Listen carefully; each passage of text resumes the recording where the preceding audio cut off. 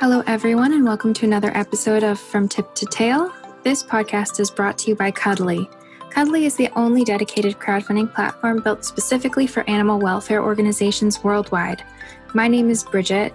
And I'm Sydney. Here on From Tip to Tail, we are bringing you raw, unscripted stories from animal welfare leaders. Together, we'll dive into the work that they do, the struggles they face, and the lives that are saved along the way. If you leave a written review, we'll be happy to send you some Cuddly swag. And we have a couple different options, so all very cute. Today we're going to be speaking to Stephanie Hadima from OZR Great Dane Rescue, which is a nonprofit Florida-based rescue that specializes in double merle, special needs, and medically needy Great Danes. Let's get started.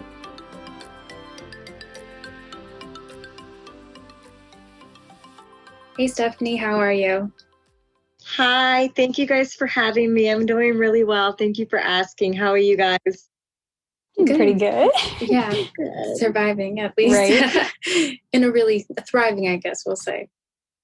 OZR Great Dane Rescue. First of all, I mean, at this point, I feel like it's clear we really love Great Danes because we've had, I mean, who doesn't? But maybe you can start off with going into how you got into rescue and then how the rescue itself started. I got my first Great Dane. Zuma's probably almost 5 now. And I got her and I fell in love with the breed. And so I wanted to get a second Great Dane because I thought that I wanted to breed. So I thought I'd get a male and a female, and I knew nothing about breeding, and it would be great, and I would have puppies and I would become a millionaire. So when I got my second puppy, which is Marshall, he came to me very sick.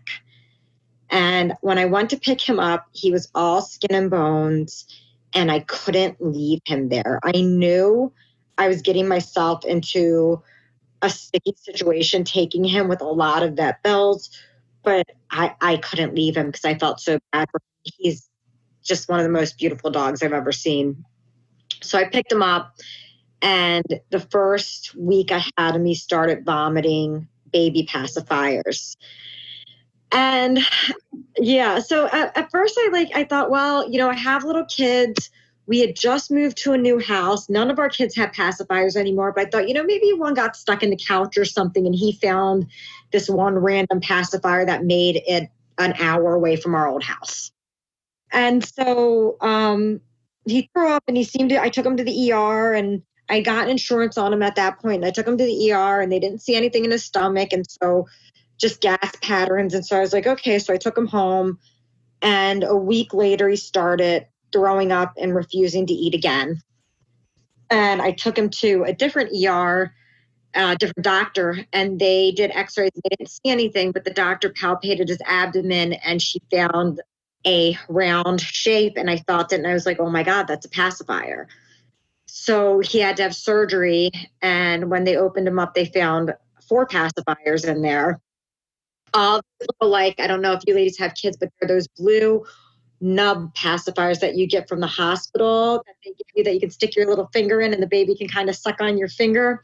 So we had 4 of those, and I went to the breeder, and I said, I feel like you owe me compensation for this. And she said, oh yeah, those are definitely my son's pacifiers, but I don't have any money. So we ended up, I fundraised. I used GoFundMe, and I used all these platforms through the Dane community, asking people to help me, because at the time, insurance didn't do what it does now. Like now, if you have Trupanion, which is amazing, they will work with the clinics and they'll approve your claim instantly, and they'll pay their part, and you only have to pay a part. So when I had Trupanion 5 years ago, it didn't work like that. You had to pay everything up front, and they would reimburse you. So I fundraised, and the Dane community and another nonprofit called Great Danes of Our Hearts came together and picked my dog to have these surgeries to get the pacifiers out. So after he started to do better, I said, I'm going to pay it forward to the community. But he didn't get better. He developed a bone growth disorder called HOD afterwards from the malnutrition. And he spent several months on and off in ERs. And then after the ER looked at him, they also thought that he had elbow dysplasia, and they wanted to euthanize him. And so I had another friend that worked at a vet at the time for a specialist. And she was like, please, please don't put your dog to sleep. Please just come see my specialist. He doesn't believe in euthanizing puppies. And Marshall was maybe 5 months old at that time. We took him to the specialist and it turned out to be false elbow dysplasia. And we just had to get him over a lot of fevers and being sick. He was medicated and he couldn't walk, and it was a long road for him. And so after that, I swore, I said, once I get him better, I'm going to figure out a way to pay it forward, because I'm never going to be able to pay all these people back. Even with insurance, they only cover a certain percent, and there's deductibles, and it gets expensive even with insurance. So he did get better. And so I decided I was going to start taking in one Great Dane at a time, but I was only going to take in special needs and medically needy Great Danes.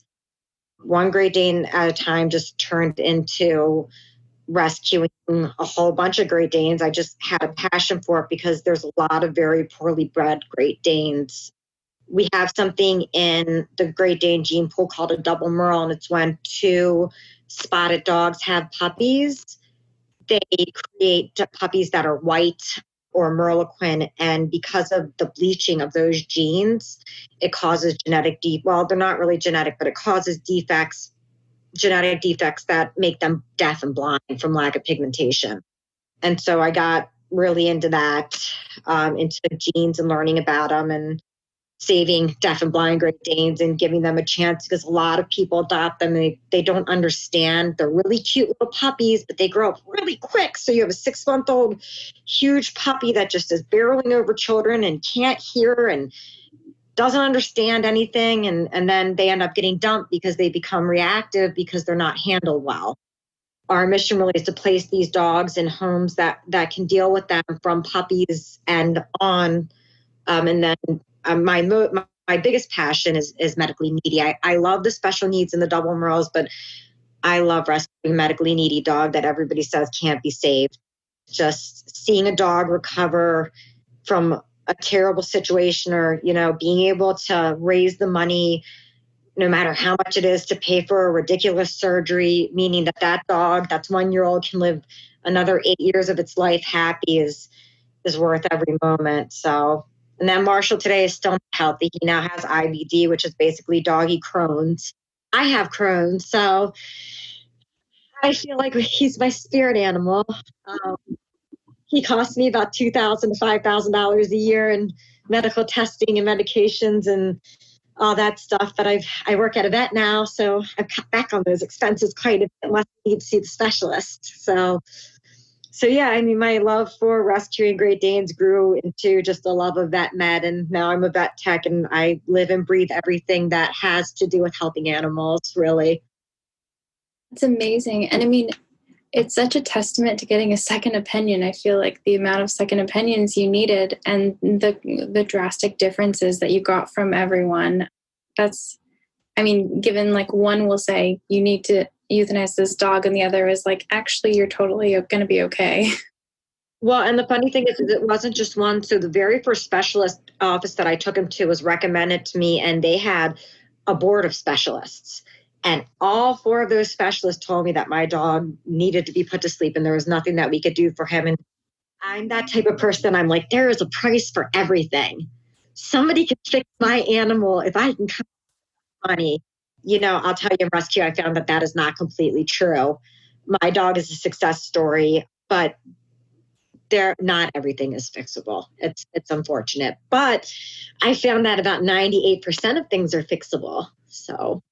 And that's really, I learned something right then and there. I used to work at a vet, and I remember specifically because there were these huge dogs, and I had never seen a Great Dane puppy before. This was like years ago. And I just remember them so vividly. And they were 2 completely white puppy Great Danes, and both of them were blind, and they had lack of hearing. And I always wondered why. It was never something that I wasn't involved in the case, so I didn't really talk to the veterinarian about it. But that's so interesting to hear that typically that those kind of animals are predisposed to those sort of health conditions. I had no idea. Like right as you said that, I was like, oh my God, those 2 dogs. You're like, oh, light bulb. Yeah, so it happens with Australian Shepherds. Any dog that has merle coloring, which we're seeing a lot more of now. I know that like bulldogs and French bulldogs and stuff like that, colors weren't prevalent before, but like breeders, hobby breeders are starting to make those colors more prevalent. So anywhere that you can find a merle, a dog that's a merle, if you breed it to another merle, you're going to end up with those deficiencies in a dog. And here's the thing is people will breed for it regardless, because like you will get a show marked harlequin out of breeding a merle to a harlequin. And show breeders don't care if they produce a couple special needs puppies to get their gold glory perfect dog, so we see that a lot of show breeders are the problem. But I mean, it's everything. It's backyard breeders, it's show breeders. It's just they know that it's a problem, but it doesn't matter because a lot of it's about money. I imagine like working as a vet tech now, it has to be, do you drive your veterinarian like crazy being like, nope, we have to try? So I work for a veterinarian that's a little bit crazier than me. Oh, I love him to pieces. But he is a veterinarian that he will fight to the end to save a dog. He will say, let's place a feeding tube and the dog can be fed with a feeding tube for the rest of its life. And I'm like, listen, doc, that's not really, a human's a little bit different. No dog wants to be fed through a feeding tube, but he'll go to the end of the world and move heaven and earth to save a dog. But with anybody, it all comes down to money. And one of the things that I hate that I hear from the community in general and animal owners is, why are veterinarians so expensive? And they don't really care about animals. And if they did, it wouldn't be about money, but everybody's got to make a living. Like they have to pay a whole staff. They have to light a building. Like it's expensive to run a vet clinic. And from what I've seen at the clinic that I work in, none of the veterinarians I work with are multimillionaires driving around like Ferraris. Like I don't think my vet has got a new car since like the 80s. I could be wrong. It could be a 90s car, but either way, every vet that I've worked with is in it because they love animals. And if they could donate services to every animal, they absolutely would. It's just not feasible to run a business. Yeah, I mean, my vet is just as crazy about saving animals as I am. I think maybe I drive him more crazy with asking him to look at cases from dogs that we have in other states and being like, hey, I know you can't put your hand on this dog, but could you diagnose it for me? And he's like, Stephanie, just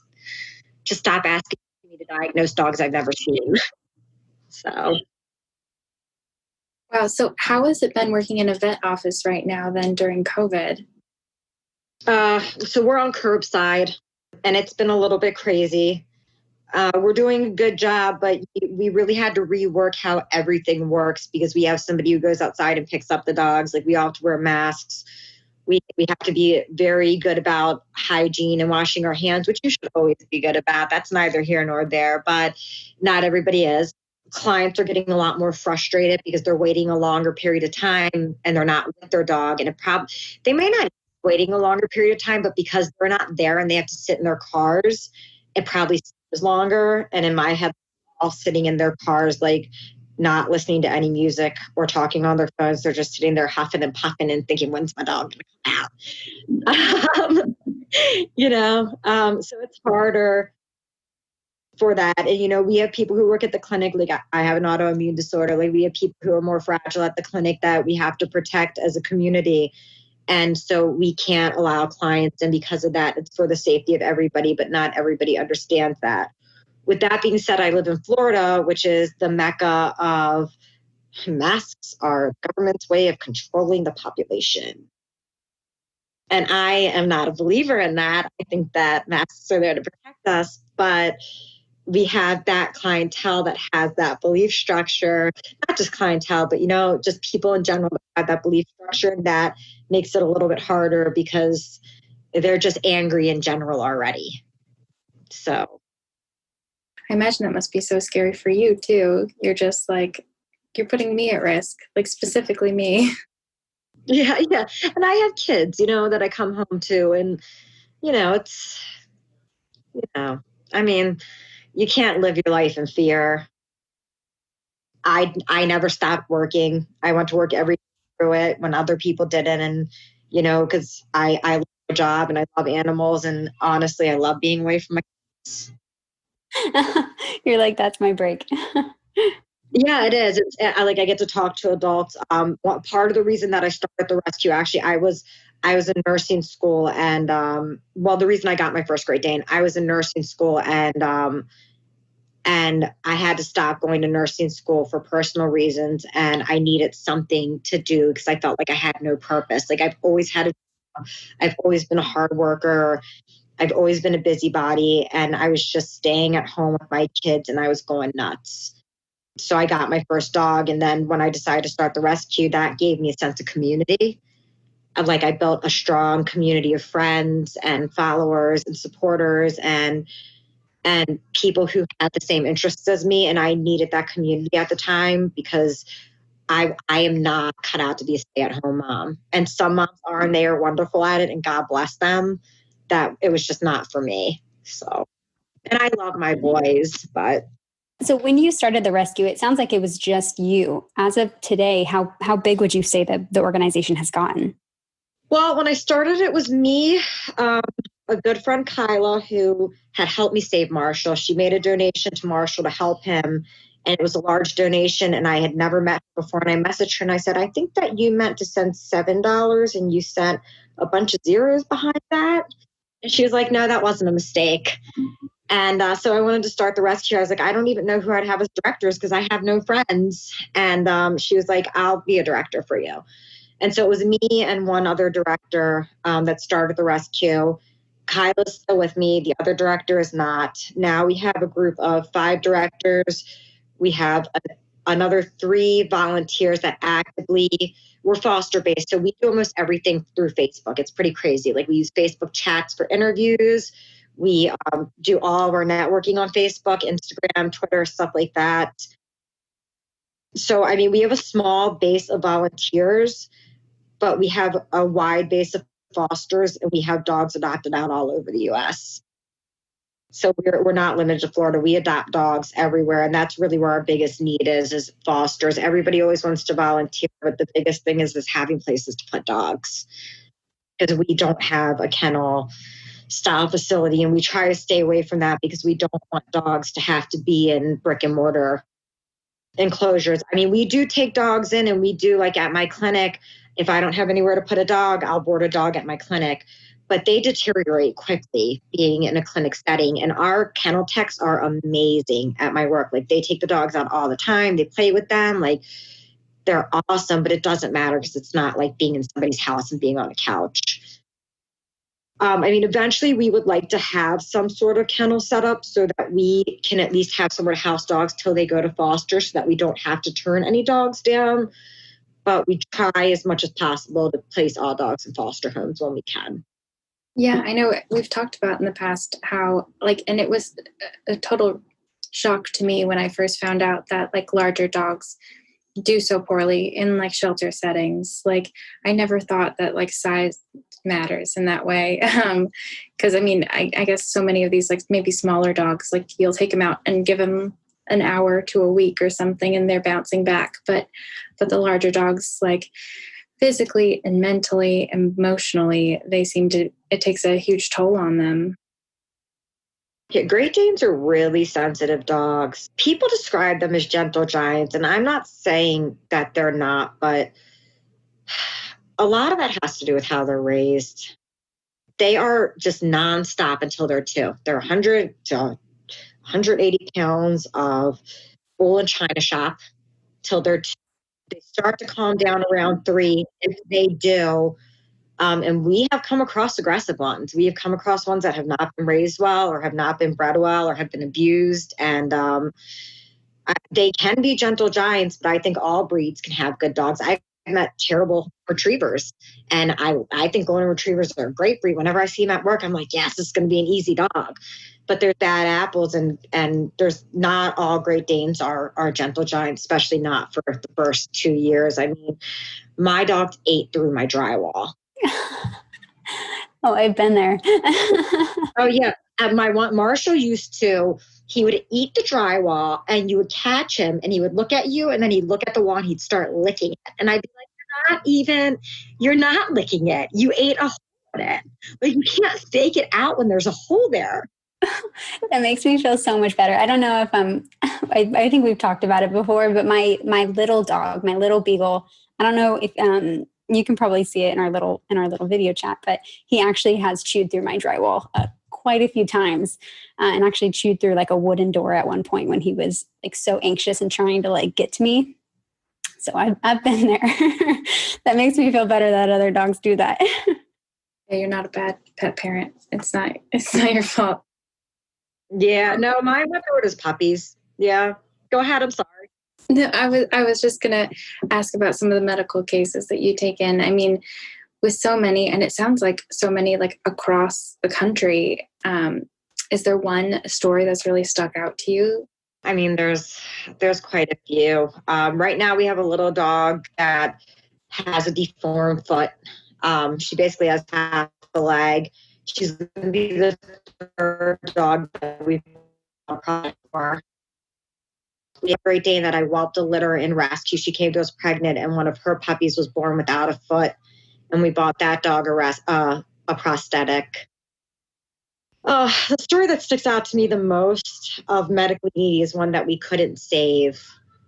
And it's probably the only one so far medically that we couldn't save. And it was a dog that came to us that had wobblers. And that is a neurological disorder that usually it's limited to larger dogs. They have spinal compression and they aren't able to control their limbs. And there's surgeries for it. It's not curable, but there's things that they can do. And we got this dog and we hospitalized him, and I was so sure we could save this dog, and they started him on steroids. And I went to visit him. He's doing good, and he was walking, and I was like, yes, this is a good sign. And so almost $9,000 later of testing, we did MRIs, we did all kinds of blood work, we did x-rays, and his spine was compressed so badly that if we had done the surgery and removed all the spinal compressions, there would be no bone to hold his head onto his body.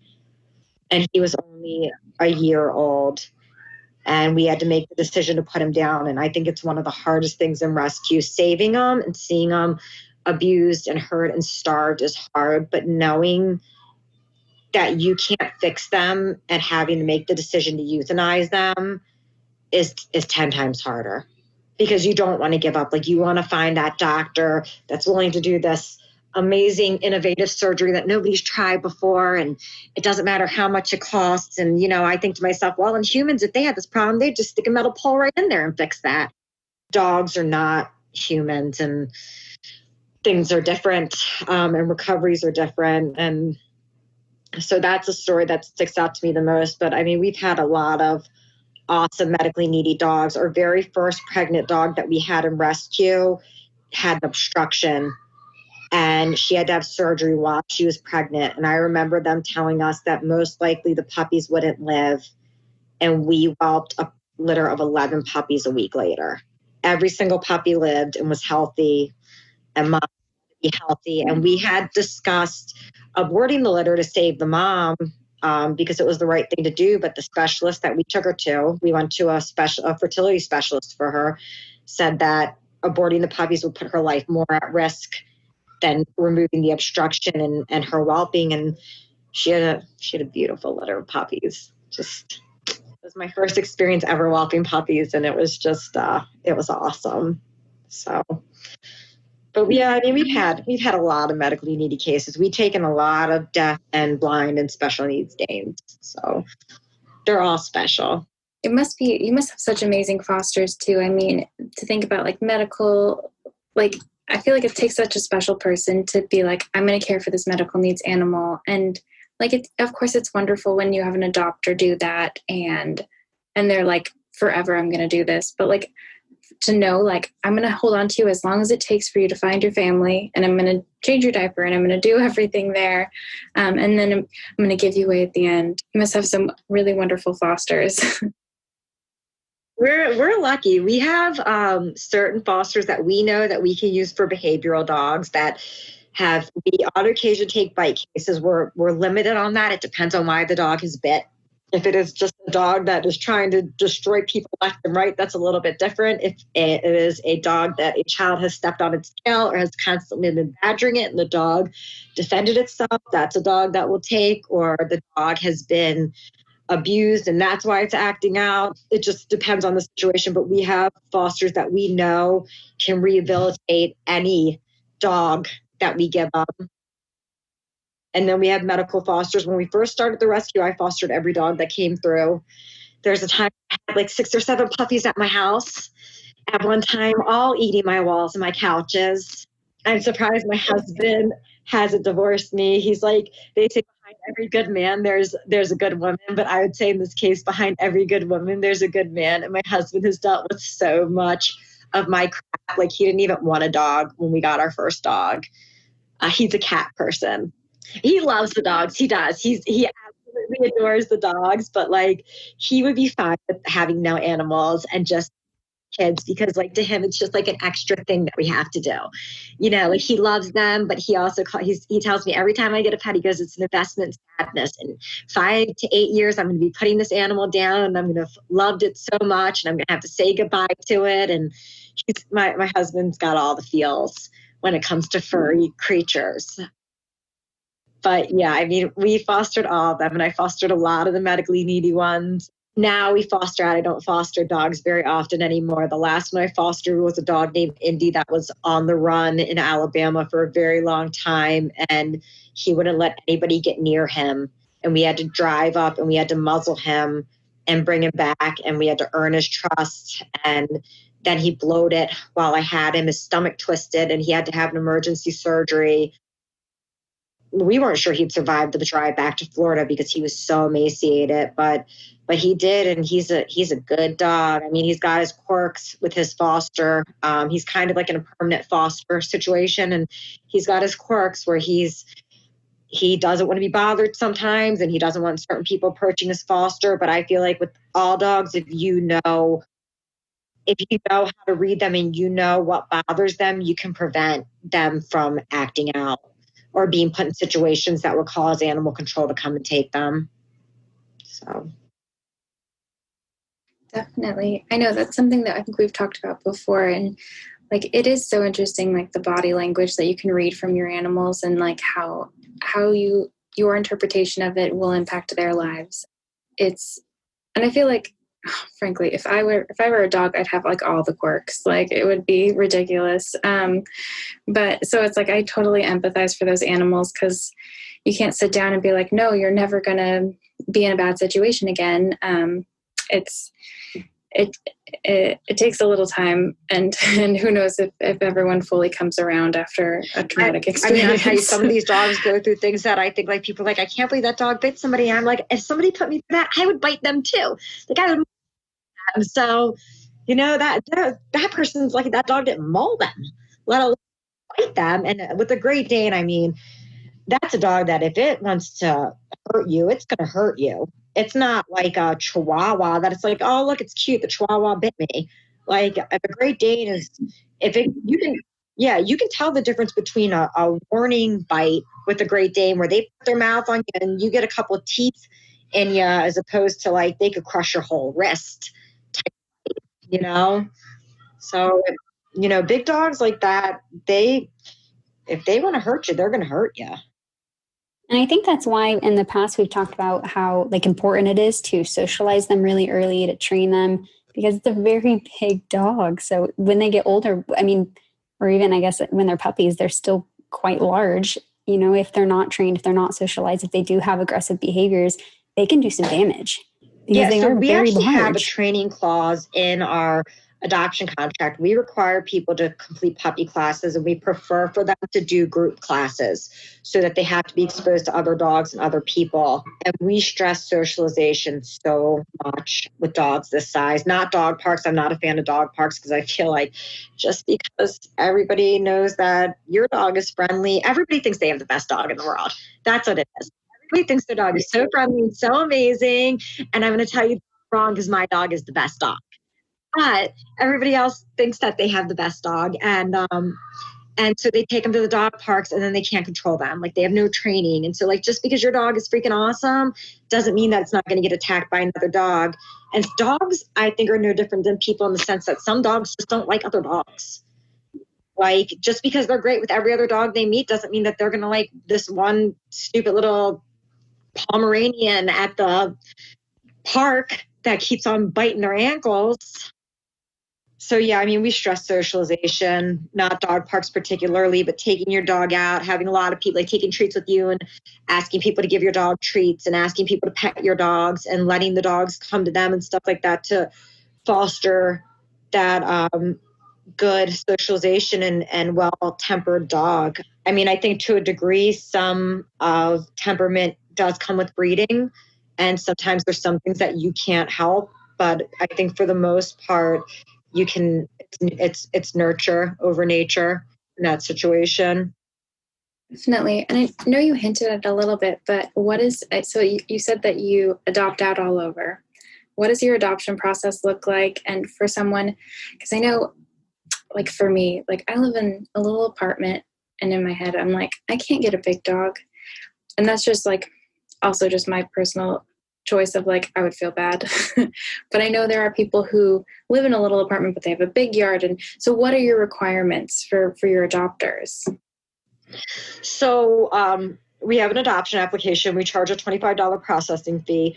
We started that because we had so many people who would not read the adoption guidelines and apply. And then we spent time with volunteers who have jobs and families and lives making calls to vets to do these vet checks for people who didn't qualify. So we thought, maybe people will be more serious if they have something to lose.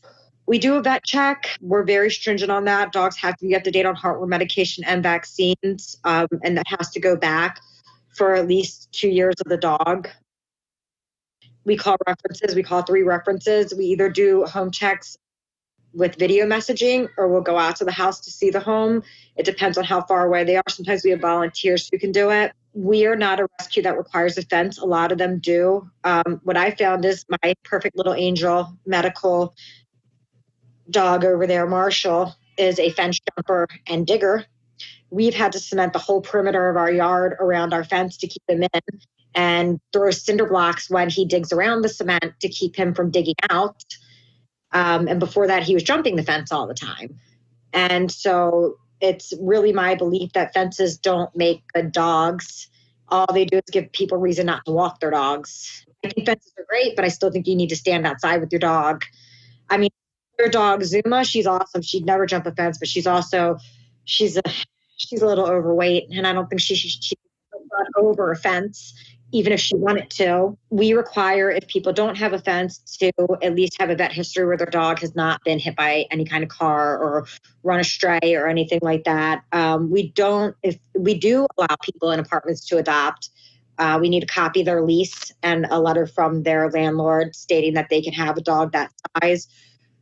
Generally, puppies won't do as good as in an apartment setting that are Great Danes, but 3 and up, they're such couch potatoes. They're not big runners, they just want to lay around. Like you take them on one walk a day and they're just like, my dog's sleeping right now. He's probably been sleeping 90% of the day. Like he'll do crazy running around the yard and then he'll just sleep the rest of the day. So we allow people in apartments to adopt. We're okay with people with kids adopting as long as they understand that the dog is going to be bigger than their kid in 6 months. And they're like, my boys, I swear to God, are made of brick. Like my dogs knock my boys over all the time. They're 5, 6, and 7, and we've had Great Danes since they were little, and they've just grown used to having Great Danes around, and they know they're going to get knocked over if they're in the way because our dogs have no idea that they have bodies attached to their heads. They just barrel over everything. So we don't require people to have owned a Great Dane before, but we use that as an opportunity to educate people. It's nice if they've had experience with large breed dogs. And the same with special needs, blind and deaf dogs. It's nice if they've had experience, but we're always willing to take the opportunity to educate people and help them keep the dog in the home. One of my directors is a trainer. Another is a vet tech that's been a vet tech much longer than me, and she could just be a veterinarian, honestly. They're both amazing. And we will do pretty much anything we can to try to keep a dog in a home once we place it there. We've offered to pay for training for people if we need to, or help with medical bills. We always recommend people get insurance, but with any contract, like when somebody owns a dog, they own that dog. So we can't force people to hold insurance on dogs. We can try, we can put it in the contract and word it that way. But at the end of the day, we don't want to remove a dog from a home if the person's a good owner and they just can't afford a medical bill. Well, I would say for a rescue, we're probably a little bit more loose with our adoption guidelines than other rescues. When I wanted to get my first Great Dane, I was denied by several rescues because I had small kids because we didn't have a privacy fence. And so I wanted to deviate from that because I'm a really good Great Dane owner.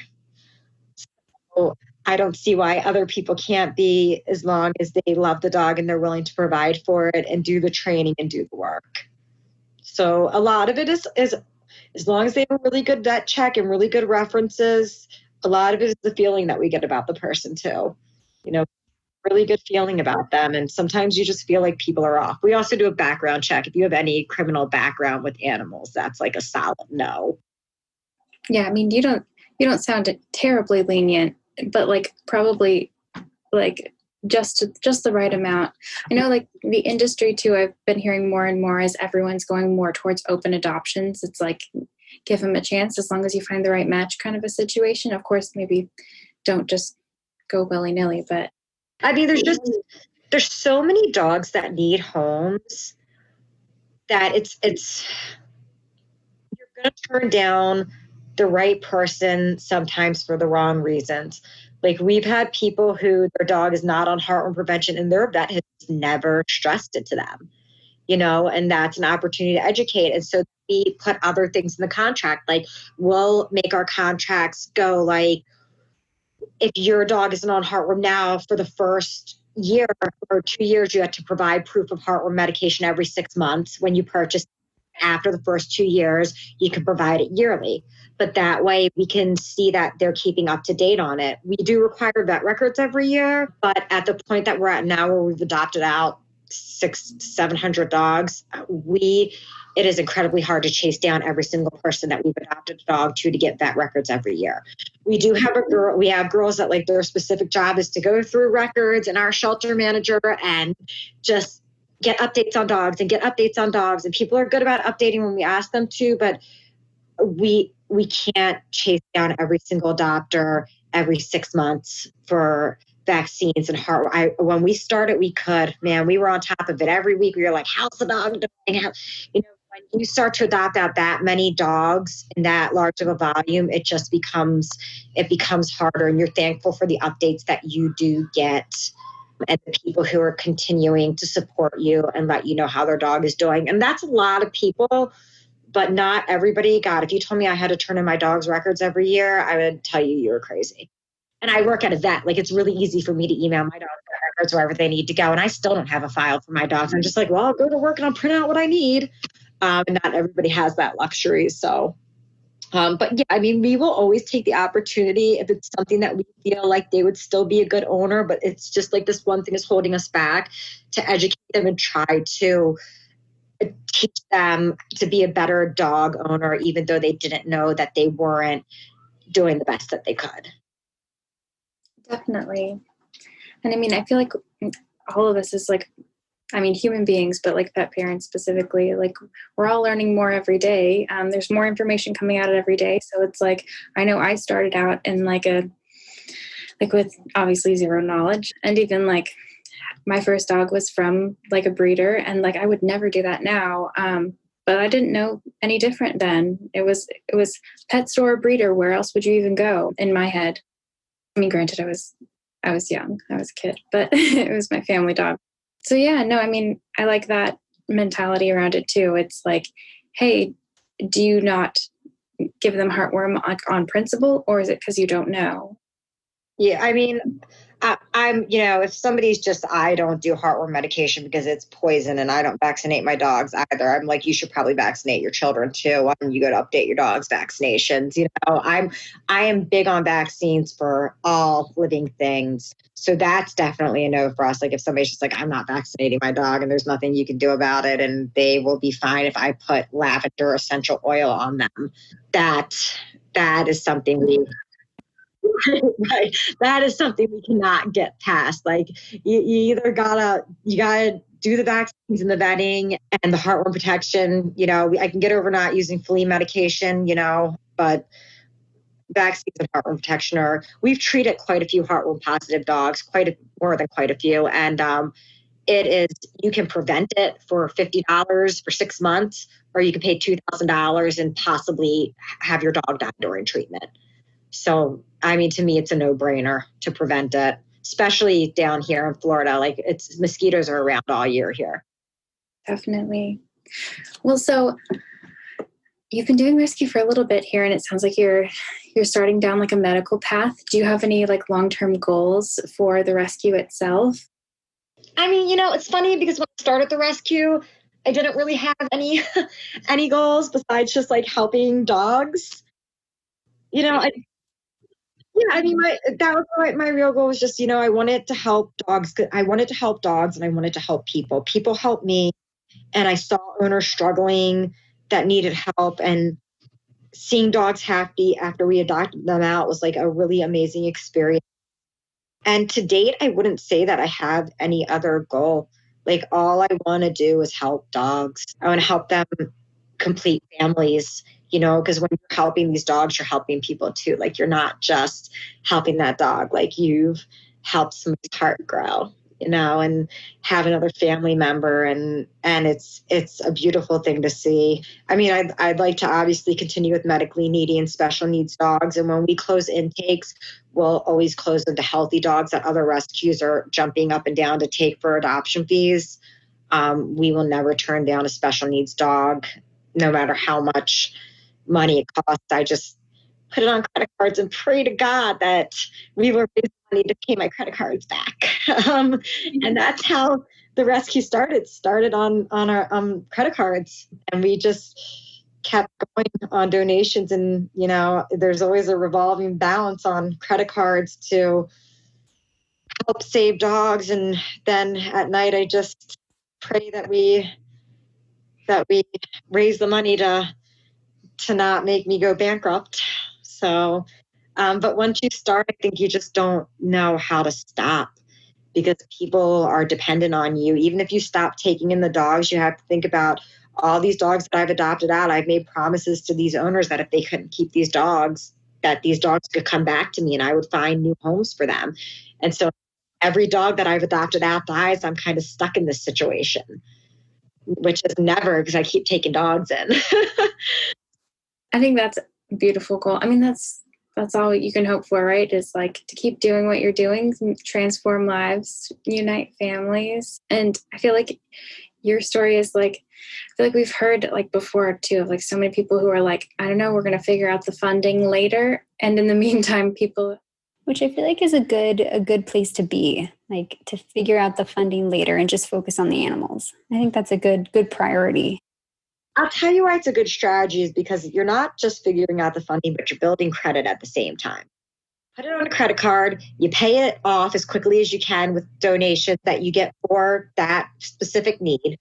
And then you put it on a credit card again and you pay it off, and the credit card companies are like, here, let me give you more money to continue to get yourself an astronomical debt with. But with that comes the problem that at first you're like, oh, well, I only have $2,000 on my credit card that I can use towards a dog. And then 2 years later, you're like, well, I only have $20,000. But the thing is that 10,000 of that's used. So I only really have 10,000, but I can use that 10,000 and hope to God that we pay that back.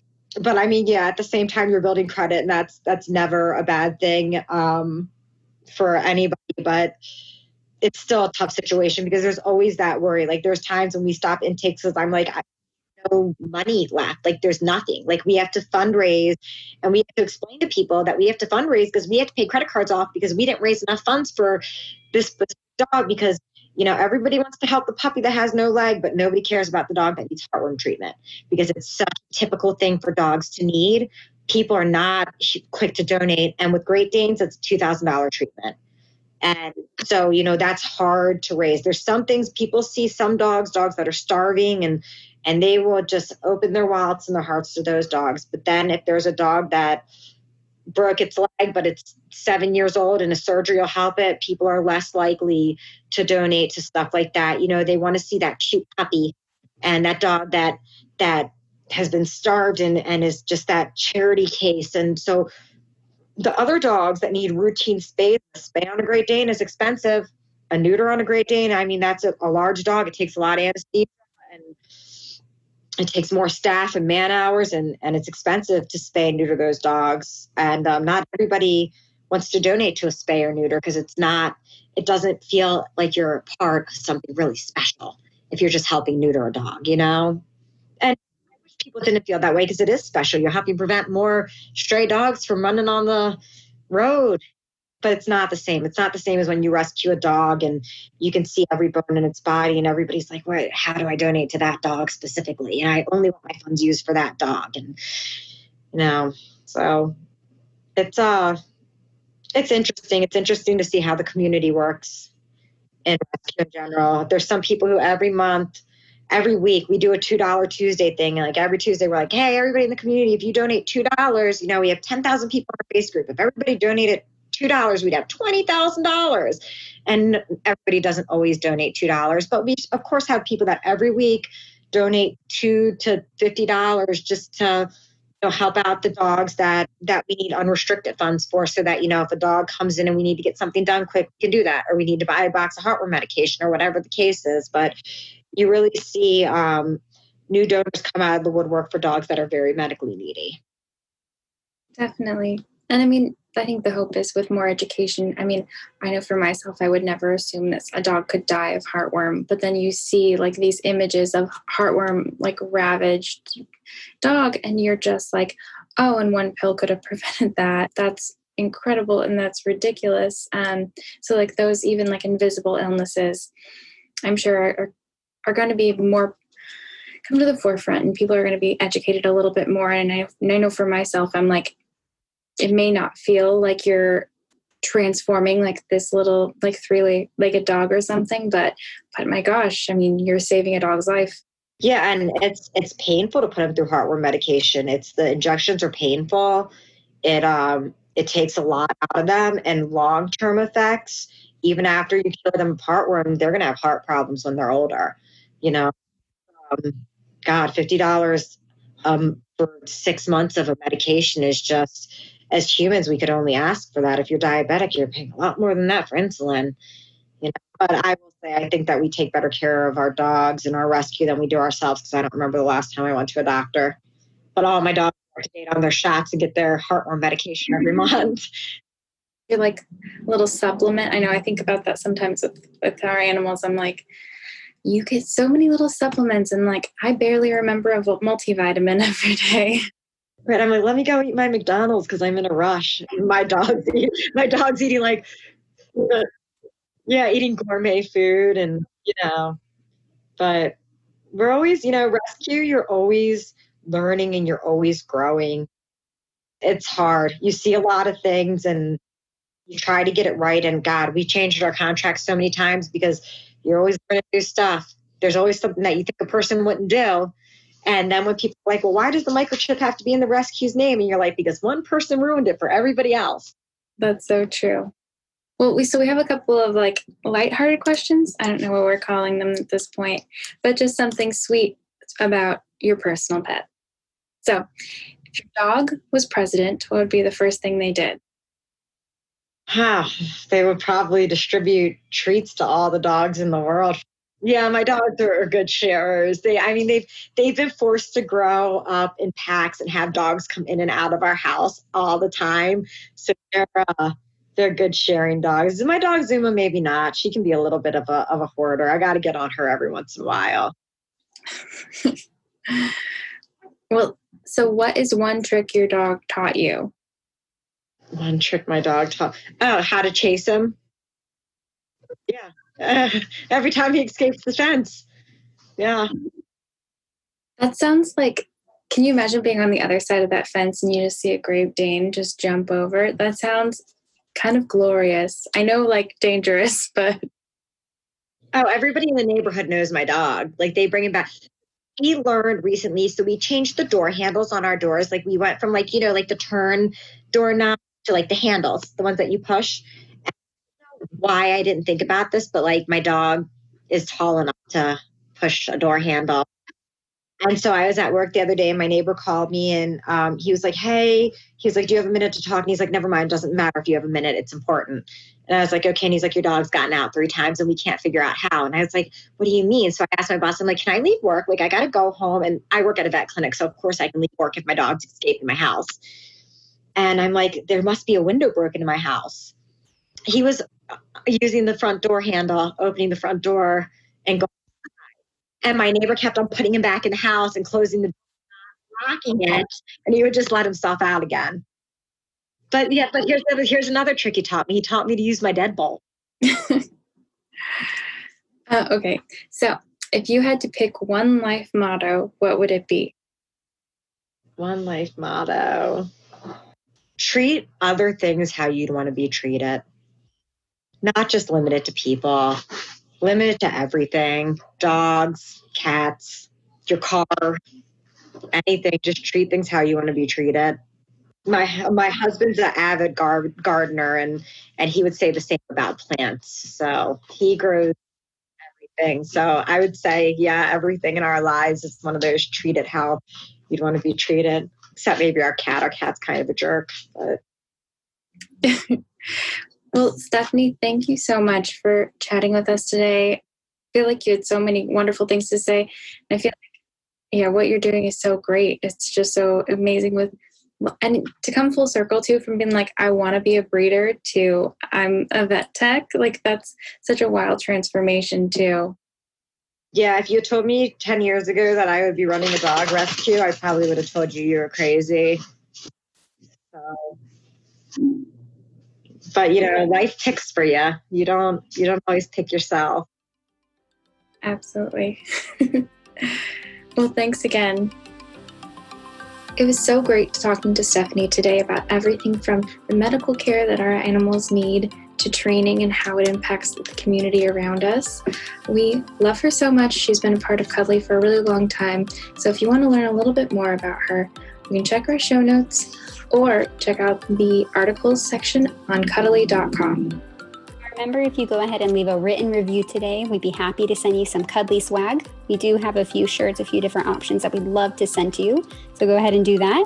And then remember to rate, like, and subscribe this podcast, and then follow Cuddly on all social media accounts at We Love Cuddly. That's CUDDLY. Thanks, guys.